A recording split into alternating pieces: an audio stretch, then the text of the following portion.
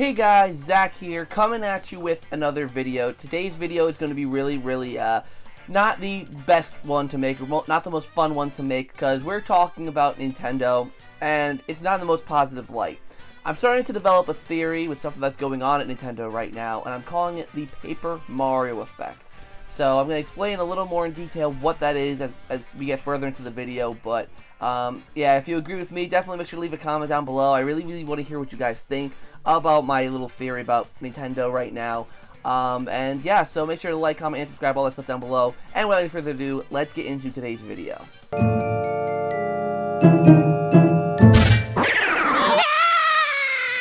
So obviously, Paper Mario the Origami King came out not too long ago, and there's been so much controversy surrounding the game, not really because of the fact that it changed the core fundamentals of what Paper Mario is, of course, but it's more about what they said about, why they changed what they changed that really made people mad. If you don't know what I'm talking about, I have a whole video about that. Make sure to check it out. I'll leave a card right up there for you.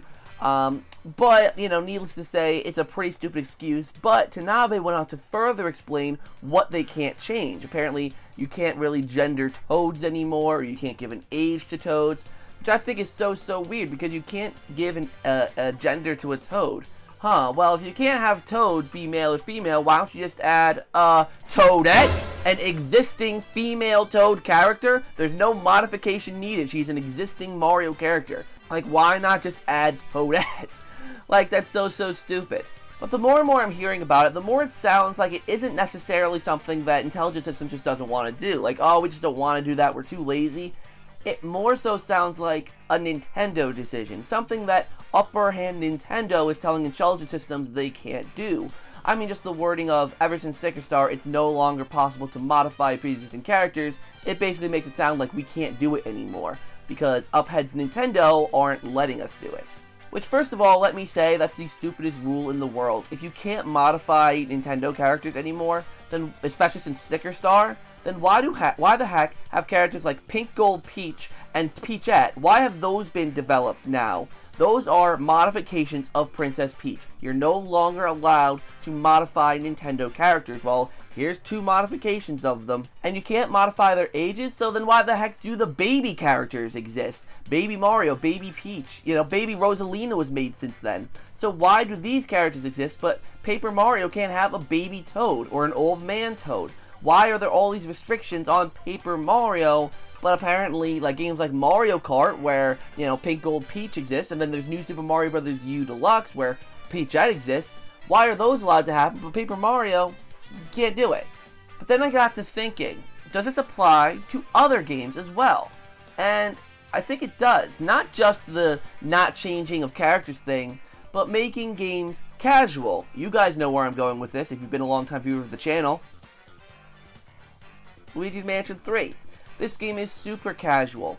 Why do you think the environments aren't realistic? Why do you think it's not really much of a spooky game besides of a handful of moments? Why do you think over half the characters you rescue are Toads? Because I'm guessing that Next Level Games has this restriction as well. So maybe we can never get a spooky Luigi's Mansion game again. Not because Next Level Games don't want to do it, but Nintendo won't allow them to do it. What if that's the case here? So many people are going to say, Zach, that's your Luigi's Mansion fanboy showing. Fine, let me give another example of something that already exists, alright? I've never had this game, I've never played this game, but I've heard only the worst things about Mario Sports Superstars. I mean, putting Mario Golf, Mario Tennis, Mario Sluggers, and Mario Strikers all onto one 3DS cart sounds like the absolute best thing in the world. But the problem is that baseball and soccer did not feel like they did before. But yes, this could be because of the fact that Camelot developed this instead of Next Level Games for Strikers and Bandai Namco for baseball. But think, if they wanted to bring soccer and baseball back, why not just have Bandai Namco make a baseball game? Or Next Level Games make a Strikers game? Like, why is it that they have to compile it and hand it all off to Camelot? What if they don't want to make those games specifically anymore? Or, if they did, like, let's say if Next Level Games got to make another Strikers game, what if they had to completely change the game? It couldn't be edgy anymore. They had to take away all the edginess to it. They had to make it seem more like Mario Sports Superstars, like a normal sport with maybe just some weird gimmicks. They have to completely change Mario Strikers to make it fit with how Nintendo wants a casual crowd to go towards it. I mean, Mario Baseball is really as casual as you can get. I don't know what kind of changes they can make there besides maybe replenishing the character roster, which isn't even really a casual thing. Like, I don't know really what they can do. Would they get rid of Toadsworth because he's a different version of a Toad? Would they get rid of Piantas because they're not relevant anymore and they're not really main Mushroom Kingdom characters? Like, would they completely change Mario Baseball?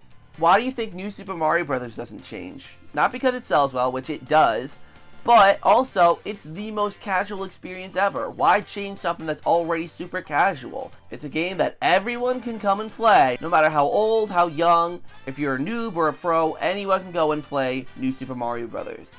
So now, you gotta simplify experiences like Paper Mario and Luigi's Mansion, so that anyone can come and play. This also applies to games like Yoshi's Crafted World. Very, very simple game, not much to it. And if you want to go outside of the Mario universe, that includes Kirby. Like, Kirby is like, you know, the king of simplicity. But then the one thing I wonder is, how do games like Mario Odyssey and Donkey Kong Country Tropical Freeze exist, where those games are very stylized, very unique, very awesome. People love Mario Odyssey because of the risks it takes. The capturing mechanic is unique and cool. The worlds are diverse and unique and not generic. The characters you bump into are cleverly created. They're fun to talk to and good to look at. So games like Mario Odyssey is praised for this kind of stuff. But then you have Paper Mario the Origami King, where you just look at it and you see Toads, Toads, Toads, the occasional Koopa Troopa, and then Toads, Toads, Toads. It's just kind of maddening, like, why Nintendo oversimplifies their games now. And that's why I'm calling this the Paper Mario effect. Because really, Paper Mario Origami King, and specifically the article released about it, really brought it into the limelight that this is something that happens. It is a restriction that Nintendo has on its developers. And you could say, yeah, but Zach, you know, maybe this isn't such a bad, you know, restriction, whatever. But here's the thing. If you restrict creativity, they have to scrape the bottom of the barrel to try and create ideas. Like, imagine someone having an idea like, ooh, what if we had this evil Toad? You know, this one that was modified a little bit to look real evil. Nope, you can't do that anymore. What about the return of Mr. L from Super Paper Mario? Nope, you can't do that. And you can't have a complicated story now. That's another common thing with Mario games nowadays. I mean, granted, Mario stories have always been kind of simple, but for a game like Paper Mario that used to be an RPG and had a great story, not really the case now. And don't get me wrong, I think Paper Mario the Origami King does have its strengths, but the problem is trying to casualize a game that shouldn't be casualized. Everyone likes 3D adventure games. Yeah, that's true. But people liked Paper Mario originally for being an RPG, not for being a 3D exploration game. If people wanted to play a Mario 3D exploration game, they'd play Mario Odyssey. You know, like, they don't need Paper Mario to fill a void that Mario Odyssey already fulfills. So have this be an RPG. If this was an RPG, this would have been Mario's RPG on the Switch. Sure, you have Mario and Rabbids Kingdom Battle, but that's more of a strategy game over an RPG, so it's a little bit different. But why is this just a generic 3D adventure game? Like, yes, everyone loves them, but Paper Mario is known for being an RPG series. And then you have Luigi's Mansion. Why change it to be such a generic, cheesy, not spooky adventure when the first game set the standard of being a different kind of Mario title? It's not supposed to be goofy and completely uplifting and, you know, lighthearted. It's supposed to be kind of creepy for Luigi. Hopefully you guys saw my video yesterday talking about this game and showing off what it could look like with really, really dark lighting. And I did get comments saying, yeah, but if it's that dark, you know, then some people who can't see things can't see. And that's fine, but that's where the brightness slider comes in. You turn the brightness up. I shouldn't have to turn the brightness down all the way on my game and my Switch and having to use an Elgato to actually meet the atmosphere and vibe that the first game had. If I turned up the brightness on the original game, which I can't do on the system because it's the GameCube, it's a little primitive in that aspect, but I could turn up the brightness and you can see in all the dark rooms. You already know what I'm gonna do. Oh, wait, the brightness is up! Oh, the brightness is up. I was wondering, because I was like, this game's a little bright. I think it's still up from when I turned it up from Battle for Bikini Bottom. Let's bring it. There's normal.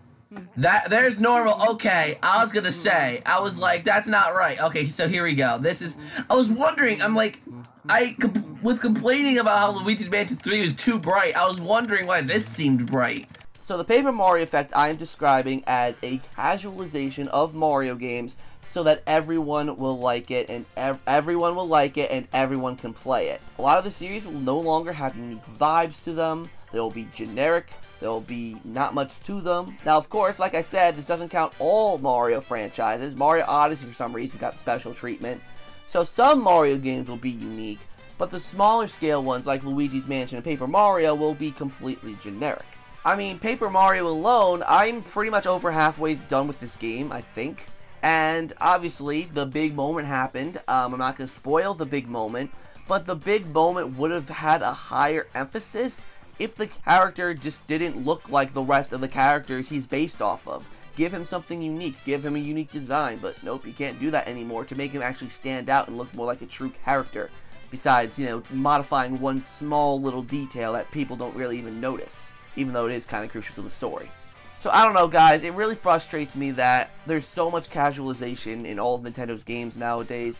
I mean, during the GameCube days, and even the Wii days, Nintendo was so about taking risks, hence why games like Pikmin exist, and Luigi's Mansion. Games like those exist because Nintendo took risks back on the GameCube, and the N64 and the Wii. Like, they took more risks. Now, everything is just play it safe and be casual, make it so that everyone will buy it. And if you were around during the Wii U days, where the Wii was super casual, and then they had the Wii U, thinking that they'd strive off the casualness that they've offered, it flopped. So, hopefully, I really hope Nintendo gets actual unique creativity back in their studios, or at least lifts restrictions on some of these studios, but it's just ridiculous a thing that they don't allow. So, I don't know. What do you guys think? Let me know down in the comments down below. Make sure to hit the little notification bell and subscribe.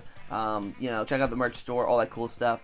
And yeah, until next time, guys, I'll see you in the next video.